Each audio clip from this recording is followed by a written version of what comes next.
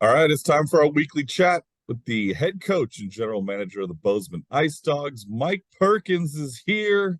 Coach, good to see you.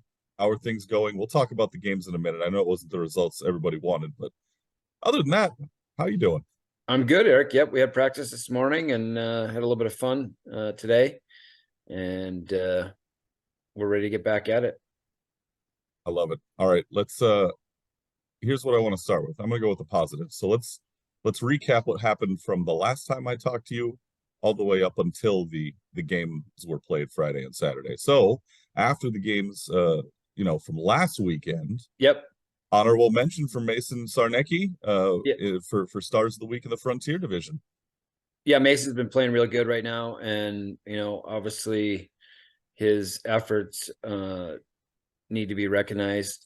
And obviously from a team standpoint, we know what he brings to the table every night, and so from our perspective, it's no surprise, but it's nice to see our guys, any of them, get accolades when they do some good things, and he's definitely been putting a lot of effort into it. He's just, his style of play is very aggressive, and he attacks, and he's good at defending and good on the penalty kill and good on the power play. So great to see him get a little bit of a pump up there. So we're excited about that, and we had some good players from the weekend that did some really good things too. So we can talk about that in a minute. Oh, definitely. I got a lot of bullet points. Right before we started recording, I said I got a lot today, and you were like, "Oh, all right, Let's go." here we go." All right, now we'll go to the rough part, right? The results from the two games over the weekend. But, no lack of excitement. There were a lot of goals scored, 18 of them between the two games. We start with Friday night. Boys got behind in the first period, but a nice little comeback in the second to even things up. What did you like about them turning the switch on there in that second period? Yeah, in the words of Coach Butner, is probably our best period of the year. Excuse me. I thought we played very tight defensively. I thought we attacked. I thought we possessed the puck. In fact, statistically, across the whole game on Friday night, the difference in possession time was, I think, a minute. I think they had maybe a minute on us. So, relatively close on that end of things. So we were excited about that. We outshot them Yep. on Friday night. So that part was good. We just need to be a little bit better on the we gave up a power play goal, which I think was really kind of the big factor. Across the weekend, they were 2 for 12, I think it was. And really the special teams was the difference in my mind. We were 0 for 15 and they were 2 for 12. And, if we're going to win games against a team like that, we're going to have to be 3 for 15, 4 for 15. And I think that's actually the equalizers and puts us in a better position to win hockey games. And so we got to, get back to the drawing board on the PP. I think over the course of the year, our numbers aren't great on the power play. On the PK, we're clicking in at right around 85%, which is good. It's not exactly where we want it to be. We'd like to be a little bit closer to 90%, but across the whole league, I think we're 15th in the PK. But definitely in the power play, we need to up our game a little bit there and make some things happen, because quite frankly, it's a difference maker, putting the puck in the back of the net on the power play. We got to make sure that we're taking advantage of our opportunities there. It's interesting you bring that up. That was actually one of my bullet points to talk about later, so you're ahead of the game. You had mentioned last week when we chatted that you would like to see the performance on the PK to be similar around there, right? Give me a 1 for 6, that's fine, and 0 for 6, even better. And like you said, it ended up being 2 for 12. But offensively, 0 for 15, like you mentioned, are you making adjustments in game from power play to power play, or is it just, hey, this is how we run our game? Eventually, the pucks are going to bounce in. Yeah, I mean, I just factually, we had a few players that, from Friday to Saturday night. Wallenberg's out of the game Saturday night on a suspension, so he's a big part of our power play unit. We had Andrew Countess with an injury on Friday night, so he's basically out the whole game, and he's a big part of the one of our two units. He's a big part of that. So having him out and trying to replace them in game, and then trying to make some adjustments along those lines. We were in a little bit of a disarray, no doubt, from and Matthias Godfrey injured as well in Friday night's game. Did not play Saturday. He was running our top of our power play on a one group, and to try to insert somebody there that hadn't worked on it all week. And Casey Sturm jumped into the spot and did a good job. I thought he's typically a power play guy for us, and he's coming off an injury and back into the lineup himself. And so to get him kind of back in the mix on the power play is good, and excited to work with him throughout this week, heading into Friday, Saturday, Sunday. But most definitely, I think we were in a little bit of a disarray, especially Saturday night, with trying to plug and play with some guys. But that's part of the deal, and those guys that get the opportunities and jump in a power play, they got to take advantage of it and show that they should be there full time. And that's their chance to shine. And unfortunately, we didn't get the goals that we needed to. In my mind, that was the difference of the weekend. We probably knocked one power play goal off across the weekend and make them go 1 for 12, and we go 3 for 15 or even 2 for 15, and now the games have a different face.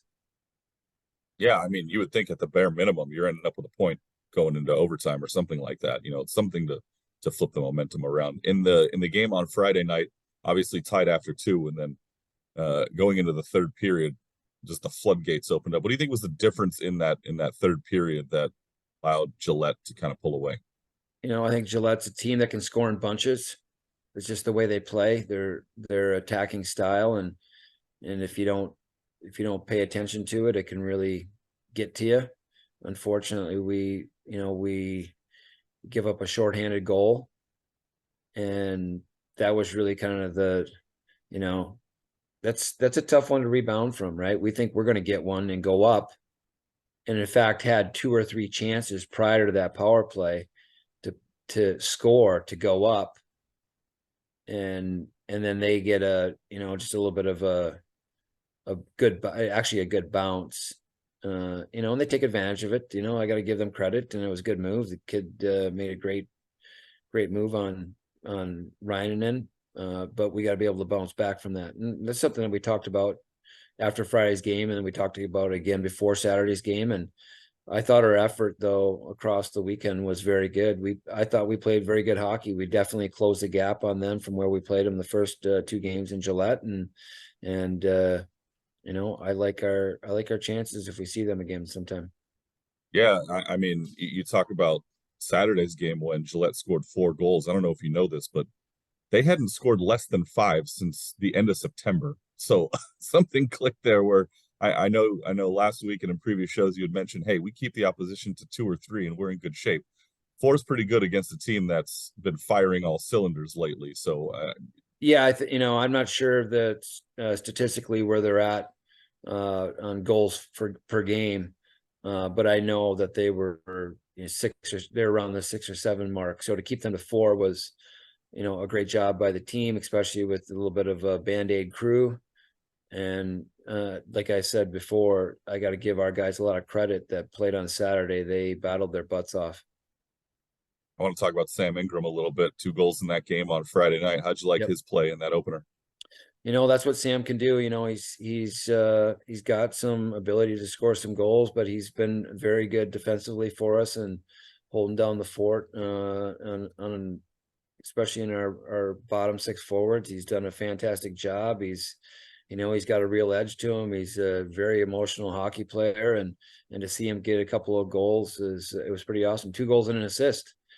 So that part of it was fun to see him get rewarded for a lot of effort and work that he's been putting into it, and to get on the board.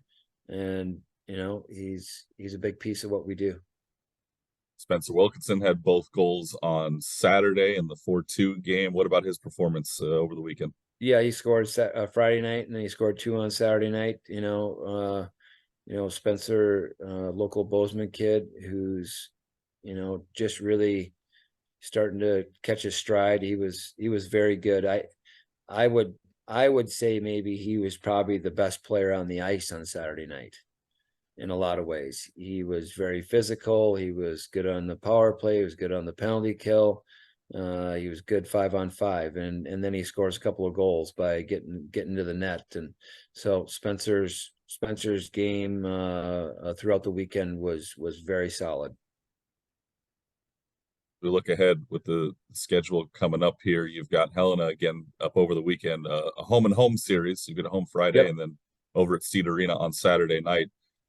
Played them tough in the game back on October the 20th. That one was a close one, just a 1 goal difference. And now that you know what they're all about, and of course they're now in second place, so they're the team that you're staring right up at. What adjustments do you make coming into this series over the weekend?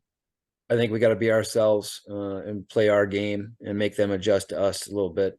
I think that's kind of the next step for us in our game, is really bringing our style to the other teams and making them adjust for us.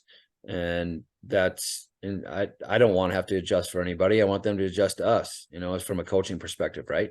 But no doubt they have some weapons. The Cunningham twins definitely bring a lot to their game, and then the other Cunningham on defense is a very good defender, and they have a lot of weapons on that team. So we're gonna have to be very tight defensively, but we're gonna also have to be opportunistic on the offensive side. We're gonna have to be good on the PK, and we're gonna have to take advantage of our opportunities on the power play, which we will get. Game on Friday nights at home, 7:30 p.m., and then on Saturday on the road at 7:05 p.m. So 25 minutes earlier. You can watch both of those games on NAHL TV if you can't make it. Otherwise, hopefully you're there in attendance. One thing I wanted to ask you about, I guess it's more of a Frontier Division thing, and you talked about the Cunninghams, who are number 3 and number 6 respectively in all of the NA3HL in scoring. Yep. And 3 of the other top 6 scorers all play for Gillette. So you're looking at 5 of the top 6 scorers in all of the NA3HL, not just the Frontier Division, are who you have to face in 2 consecutive weekends. How do you coach a division that is just so offensively explosive? Yeah, I mean, I think that's one of the best parts of playing in the Frontier Division, is you have those games. And it just happened to have the schedule set up where we play them concurrently, and I think that's just that's part of the luck of the draw, or rub of the green, or however you want to term it. But we like it. That's the kind of hockey that we want to play. I mean, I want that every night. So, I think that's the fun part about our division, and it's exciting, and it's good for our players, and it's good for our development and growth. And we talked about that this morning, actually, in our team meeting, is that although the results aren't what we wanted, we learned a lot, and there's a couple of things that we have to clean up here this weekend for our games. Obviously, I mentioned it before. I'm watching from afar, and usually on Fridays and Saturdays, I'm broadcasting high school hockey, but I'm following along on the Bozeman Love it. the Icedogs Instagram account, and I just keep seeing all those goals being added almost every night. It's like, my goodness, it's gonna drive a head coach nuts, but you figure it out. I'm sure it's exciting for the fans. They like to see goals. Yeah, no doubt. And then I think, the perspective, especially for Gillette, is, and we talk to our guys about this, is, they play a style of hockey. Let's play first team to 10, and that's the way they want to approach it. And they've proved that. They had a game with Helena earlier in the year. I think it was 9-8. Mhm. And from a coaching perspective, you have to tighten things up a little bit, obviously. But I think that's where we made some headway on Saturday night in a 4-2 game. We need to we had plenty of chances and opportunities to put the puck in the back of the net, and we've said this all year long, and I'm going to keep saying it, is that we got to be opportunistic. We have to take advantage of our opportunities, and it can't be just one guy one night. It can't just be Sam Ingram on Friday night and Spencer Wilkinson on Saturday night. Everybody's got to get in on the party. Maybe you'll have to go over to Montana State and ask them how to game plan for a touchdown and a field goal, because that appears to be what's needed in this league. Yeah, well, unfortunately, the Bobcats lost to the Grizz in the what is it, Battle of the Wild, or Call of the Wild, whatever they call Yeah. the big football game. So bummer for us here in Bozeman here this week, but You know, I don't know if you watch that level of football at all, but that was going on here this weekend as well. It was actually over in Missoula. Oh, okay. Actually, I normally do. Brawl of the Wild. That's what The it is. Brawl of the Wild. That's what Yeah. it is. Yeah. I do. In years and years ago, my mom actually used to live real close to Montana State University, so I would follow those games very closely when Very good. she was around. All right, it's Monday. You got to talk to me. Yoga Pilates happening today?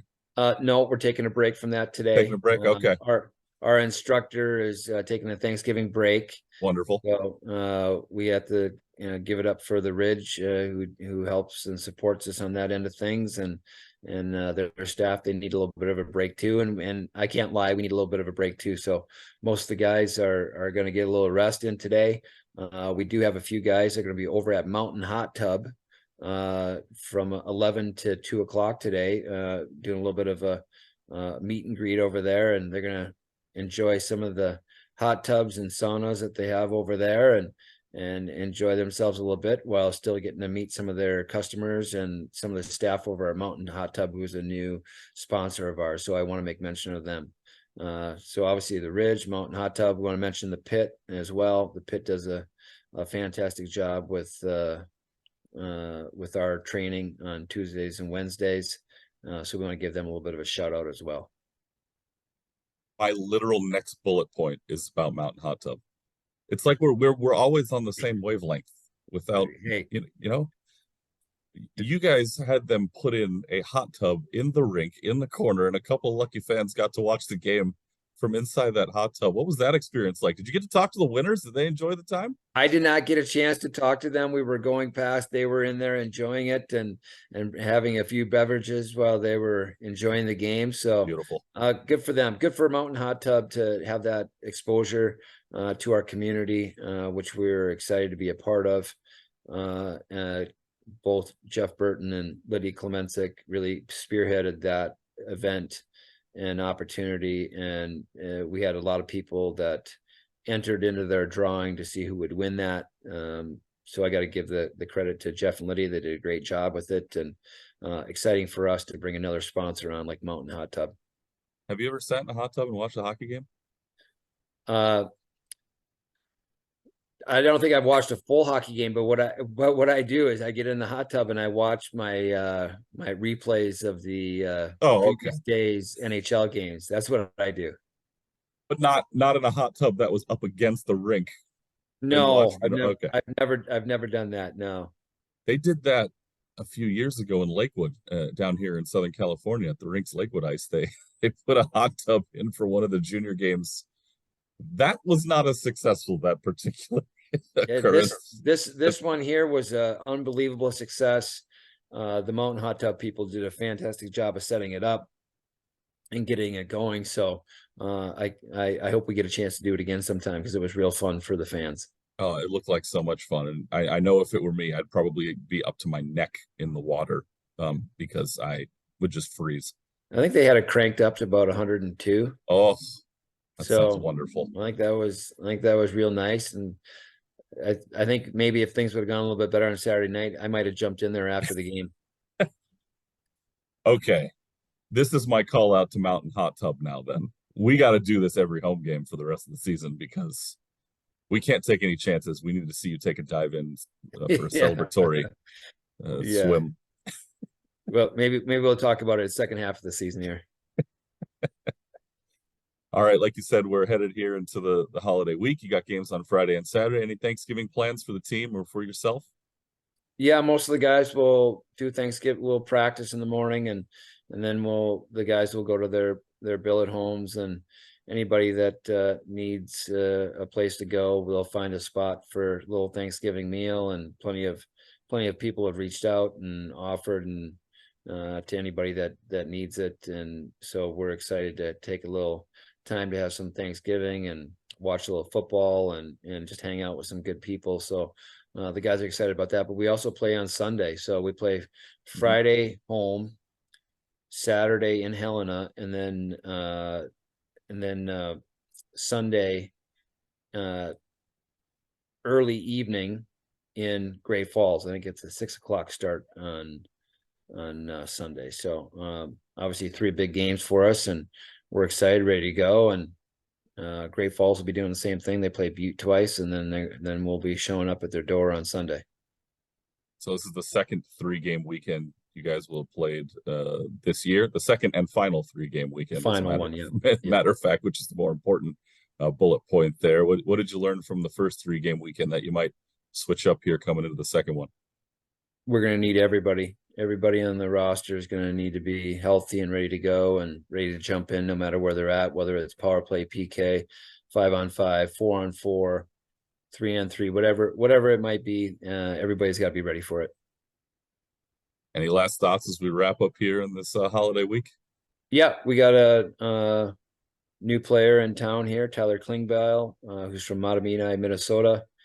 Just acquired him in a trade, and excited to get him aboard. He's at practice this morning, and he's got a couple of years of experience in the league. He played in Alexandria for a couple of years, and then started out the season in Tomah, Wisconsin for the Wisconsin Woodsmen, and then was in Yellowstone for a brief moment, and then he's actually coming off a little bit of an injury, but he's going to be a nice addition. He's a good hockey player. He's got plenty of experience, and we're excited to get him in the lineup. Breaking news from Mike Perkins here today on the Coach's Show. I love it. Just went down, just got finalized here this morning. So, oh, wonderful. Well, welcome to the team, and here's to hopefully 3 wins over the weekend. Coach, happy Thanksgiving to you and your family and the rest of the team as well. And we will talk to you next Monday. Thanks, Eric. Appreciate everything. This has been the Coach's Show here on CIH Media. Don't forget to follow us on social media on Instagram, X, and Facebook at CIH Media. You're watching the show here on YouTube, so don't forget to subscribe, like, and get those notifications so you know when the new episodes debut on our YouTube channel at CIH Media as well. For the head coach and GM of the Bozeman Icedogs, that's Mike Perkins. I'm Eric Pesolano. This has been the Coach's Show. See you next Monday, everyone. Bye-bye.